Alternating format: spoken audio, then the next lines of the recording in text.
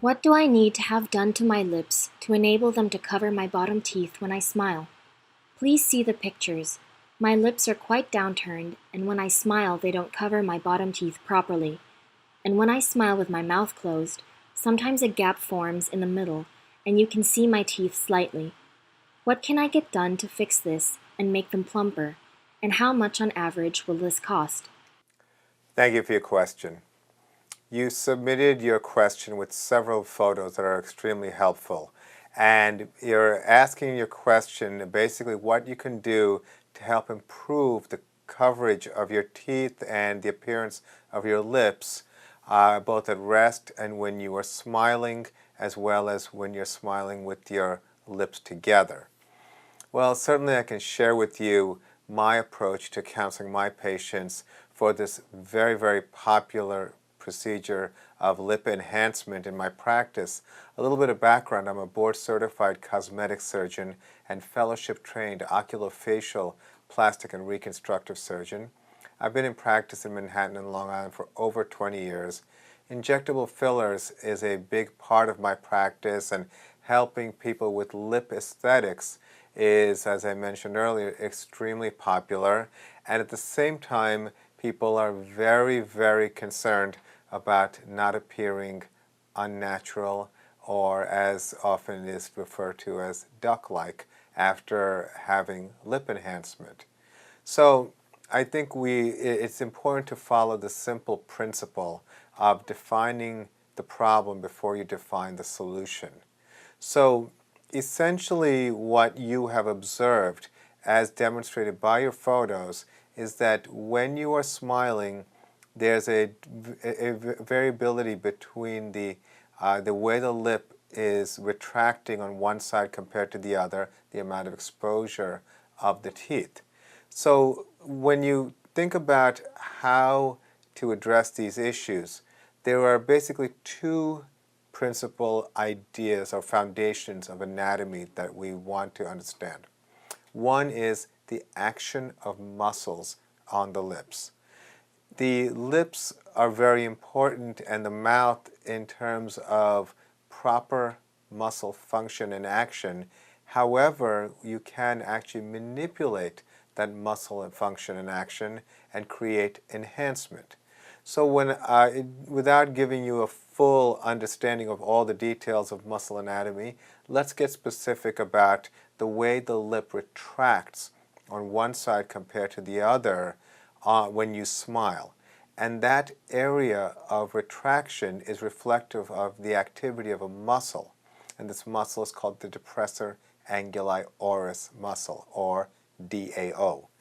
And this muscle can be selectively relaxed with a neurotoxin, such as Botox, Dysport, or Xeomin. Now, when you relax this muscle, that part of the lip elevates, which will result in the area of the teeth that you want to see more coverage improving. Now, of course, people are often very concerned about doing Botox around the mouth with understandable basis. You don't want to have disfigurement or irregularities, but it is a procedure which we often actually refer to as the lip lift, or the Botox lip lift, where the corners of the mouth can actually elevate as a result of relaxing the depressor anguli oris muscle.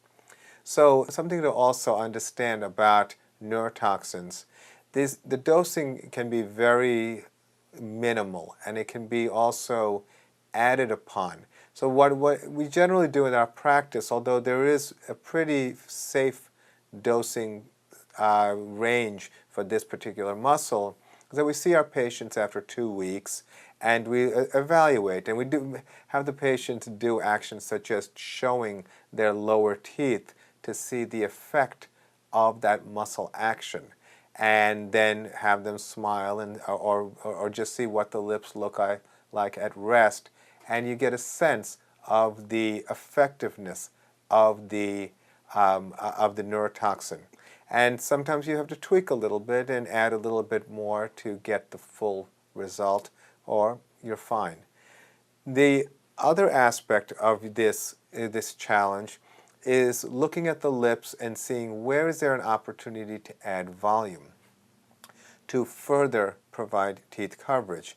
And I would say that judging by the photos, probably in the outer aspect of the lower lip, there may be some opportunity to add volume. This type of assessment is based on photos and not on a physical exam and evaluating in person. But it is important when it comes to lip volume to understand proportionality. When we consider lip aesthetics, the principle of the golden ratio is so important. And this is the ratio, also known as phi, of 1 to 1.6. And that ratio is the relative size of the upper lip in comparison to the lower lip. Or sometimes we look at lips in a way which is a little bit easier to remember, 1/3, 2/3. The point is that you want to add volume strategically so that the lips look very natural. And that is typically done in terms of the actual materials with a filler, such as a hyaluronic acid filler, such as Restylane. Now that being said, you can combine the two. You can combine a neurotoxin as well as a filler on the same visit. And our goal is to minimize bruising and minimize swelling. And so I generally employ a technique where I use what's referred to as blunt cannulas to enhance lips so that the patient can see the improvement and get fewer pokes. Now, of course, that's a personal approach, and I don't in any way want to put down anyone else's approach, because every doctor chooses what they like and what works for them.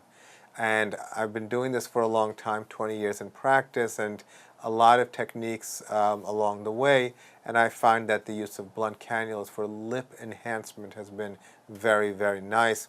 It's actually essentially an extension, if you will, of what we were doing pre-injectable fillers with fat, where we used blunt cannulas to place fat. But in the modern world, we have wonderful options when it comes to fillers, and I really don't use fat for lip enhancement at this stage. So learn more about these options and meet with doctors and see how comfortable you are with the doctor you go to, and make sure that you can always start conservatively and then see how things look, and also understand that the human body is naturally asymmetric, and of course review the photos with your doctor. And what I do usually is I actually place the photos up on the screen and I review them with my patients, and so that they see what their lips look like before. And then we see patients in follow-up and review again to see the before and after, and that's often a lot of fun. So I hope that was helpful. I wish you the best of luck. Thank you for your question.